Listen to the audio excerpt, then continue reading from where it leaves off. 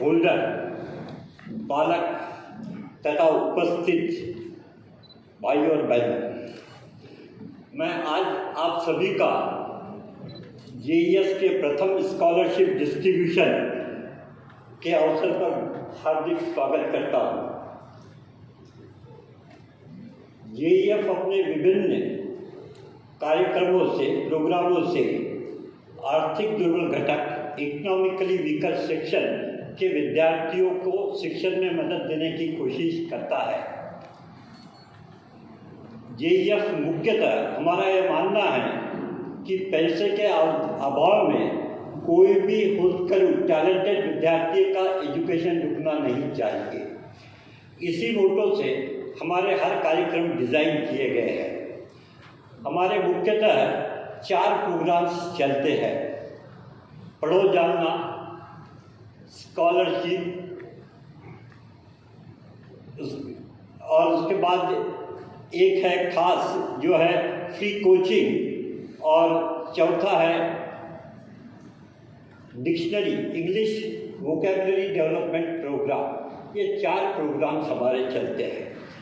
आज हम स्कॉलरशिप के वितरण प्रोग्राम में आए हुए हैं, इसलिए मैं स्कॉलरशिप के बारे में चर्चा करूंगा और बाकी प्रोग्राम थोड़े में बताऊंगा। JEF स्कॉलरशिप, ऐसा तो क्या होता था, हर साल काफ़ी बच्चे हमारे पास आते थे। जालना में काफ़ी दानशूर व्यक्ति है, उनका हमसे कहना रहता था कोई अच्छा गरीब बच्चा रहा तो मेरे पास भेज दो, मैं मदद करूंगा। इस तरह से अनस्ट्रक्चर्ड स्कॉलरशिप तो बहुत चलती थी, इसमें बहुत से लोगों ने मदद की है। विशेषकर मैं पीटी ग्रुप का और कलेज ग्रुप का नाम दूंगा, विक्रम का भी नाम दूंगा, जिन्होंने पिछले सालों में हर साल कम से कम 20 से 25 बच्चियों को मदद की है। लेकिन ये अनस्ट्रक्चर्ड स्कॉलरशिप थी, हमने सोचा इस साल इसको एक स्ट्रक्चर्ड रूप दिया जाए ताकि उसमें का जो रैंडमनेस है, विधिवत एक एलिजिबिलिटी के साथ जिनको ज़रूरत है वो एक प्लेटफॉर्म पे आए।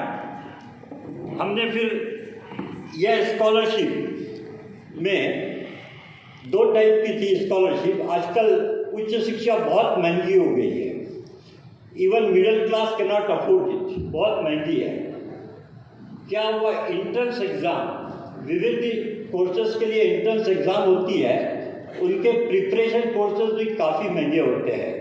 यदि वो कोर्स करना नहीं हुआ तो आखिरी में उसका चांस कोई भी अच्छे इंस्टीट्यूट में नहीं लगता है। यह सोचते हुए जालना एजुकेशन फाउंडेशन में एंट्रेंस एग्ज़ाम प्रिपरेशन के लिए भी स्कॉलरशिप शुरू की है, जिसमें दी गई है। जैसे कि नीट और JEE के लिए 11th और 12th की पढ़ाई साइंस की ज़रूरी है, CA फाउंडेशन के लिए 11th 12th कॉमर्स की पढ़ाई अच्छी होना ज़रूरी है।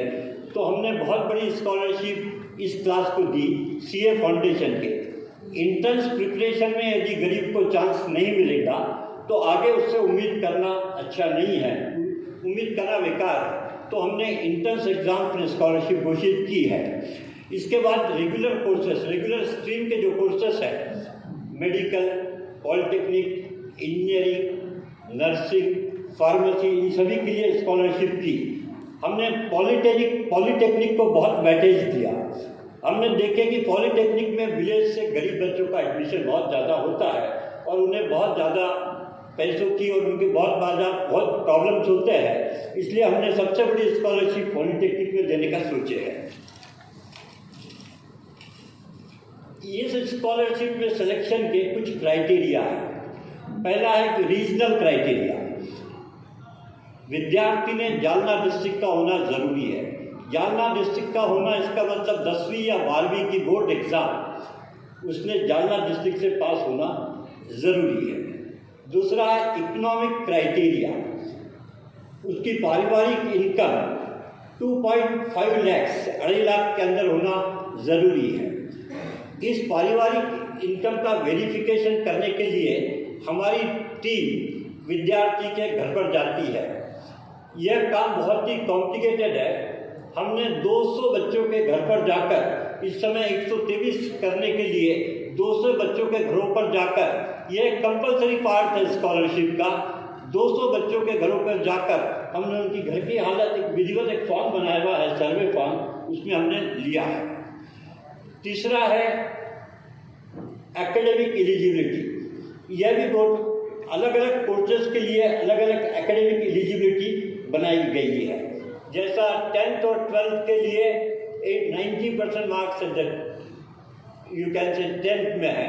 मेडिकल के लिए government college admission with NEET है। कॉमर्स के लिए 85% है।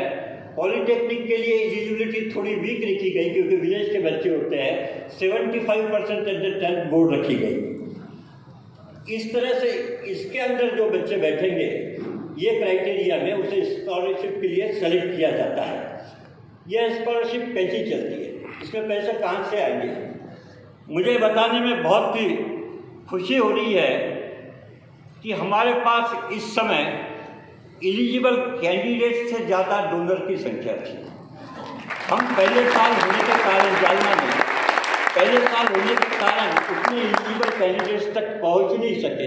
हमारे पास डोनर्स ज़्यादा थे और स्टूडेंट्स कम थे क्योंकि हम एलिजिबिलिटी क्राइटेरिया को कम ज़्यादा नहीं कर सकते थे।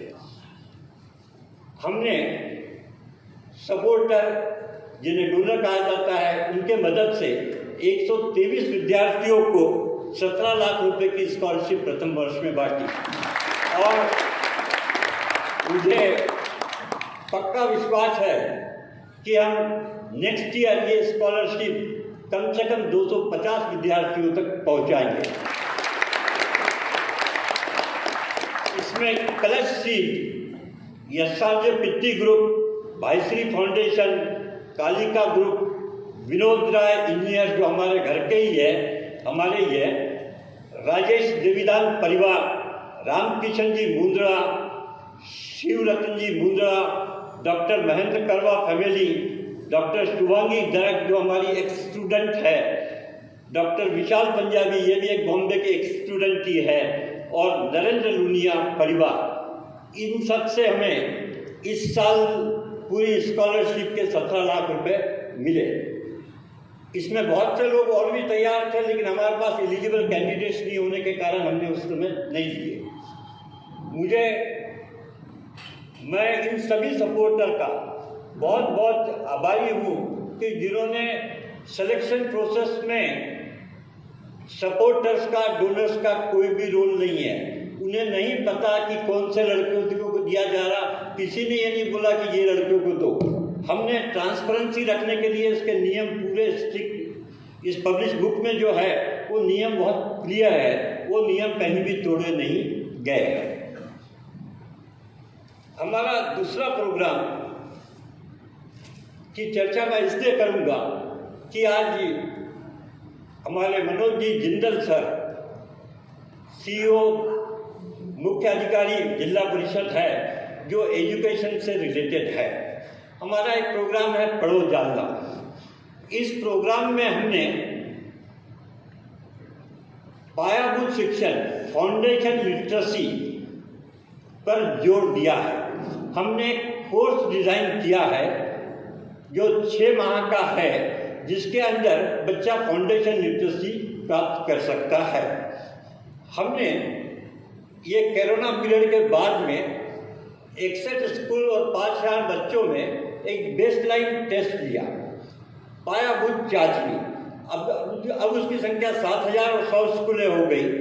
उस पायाभूत चाचनी यानी इसके अंदर पेपर बहुत आसान होता है। सेकंड स्टैंडर्ड का पेपर होता है, बेसिक मैथ, मराठी और इंग्लिश होता है, आधे घंटे का पेपर होता है। इसका उद्देश्य है कि बच्चे की शैक्षणिक क्षमता को जानना। हमने वो एग्ज़ाम लिए, वो उसका असेसमेंट किए, उसके रिजल्ट बहुत चौंकाने वाले हैं। वो रिजल्ट कोविड के कारण भी हो सकते हैं, उसके अनेक रीज़न हैं, हम रीज़न में नहीं जाएंगे। हमने पाया कि 4वीं से 6वीं के 65% बच्चे फाउंडेशनली वीक है। फाउंडेशनली वीक को महाराष्ट्र में अप्रगत कहा जाता है, अप्रगत है।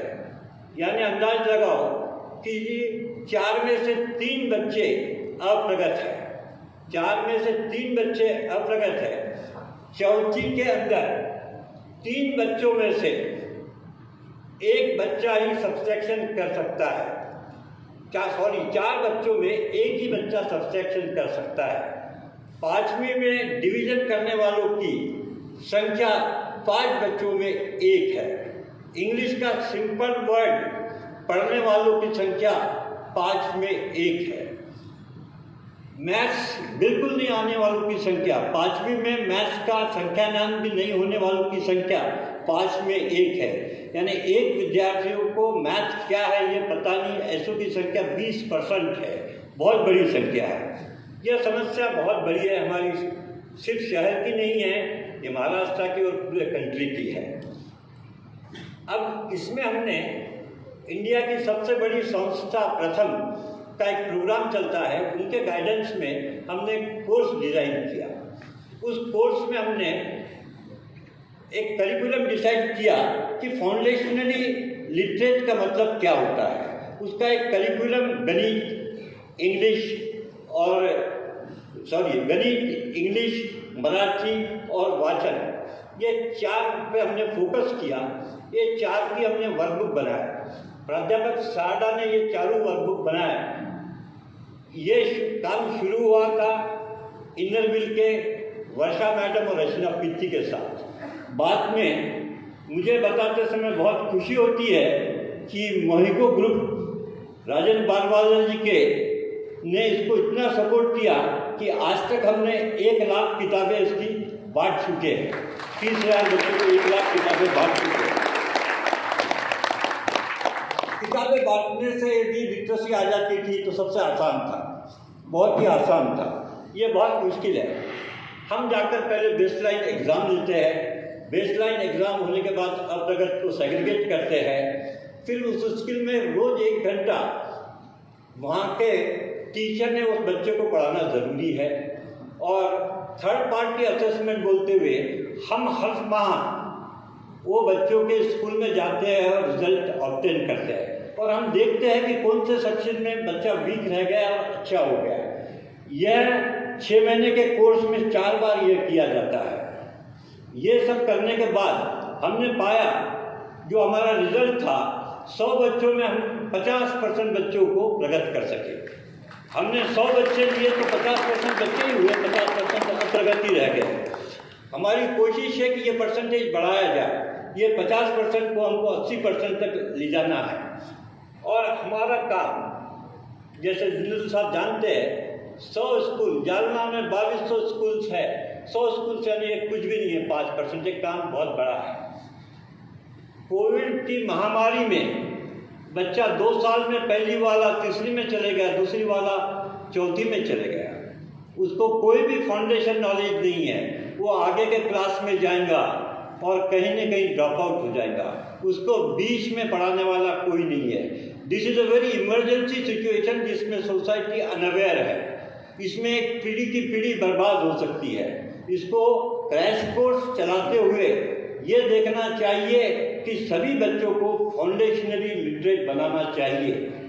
इसमें जो हमारे में आलस है, सुस्ती है, उसको उठाकर, ये कोई बहुत मुश्किल काम नहीं है प्रगत बनाना। हमने देखे कि टीचर, समाज सब इंटरेस्टेड है, तो कोई भी बच्चों को, इसमें कोई गरीबी हार नहीं आती। बच्चों को फाउंडेशनली लिटरेट बनाने में गरीबी कोई भी, कहीं भी लोग बोलते गरीब होने के कारण अप्रगत है, लेकिन मेरा खुद का अनुभव इसमें 10 साल का है कि गरीबी इसमें बीच में नहीं आती। सिर्फ पढ़ाने वाले और पढ़ने वाले की इच्छा बहुत ज़रूरी है। तो मैं चाहूँगा कि जालना का कोविड के कारण जो कुछ नुकसान हुआ, हर बच्चा फाउंडेशनली लिटरेट हो, और यह गवर्नमेंट अथॉरिटी भी इसमें बहुत काम कर रहे हैं। हम यदि सोसाइटी ने सपोर्ट की तो यह काम पूरा हो सकता है।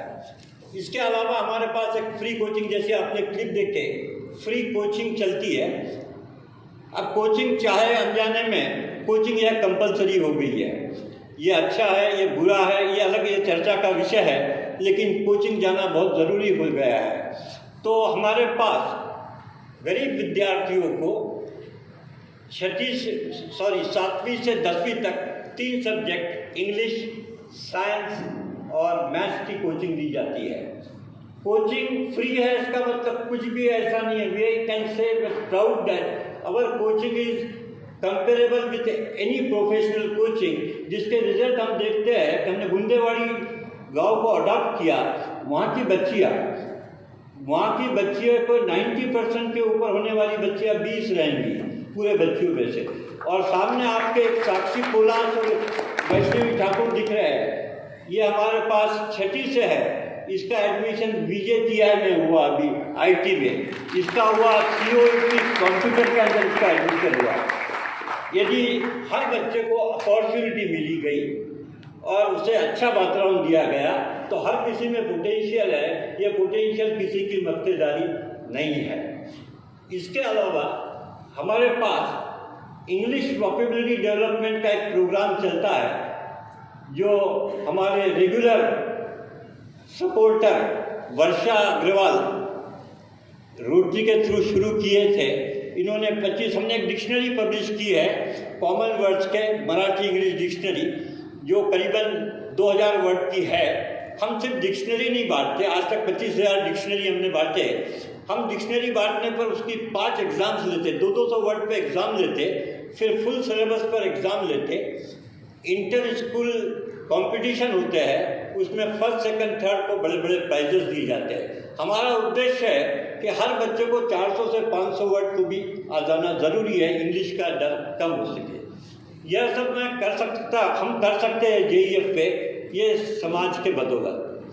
हमें समाज से काफ़ी सपोर्ट मिलता है और समाज के कारण ही हम छोटा मोटा काम कर सकते हैं। Thank you.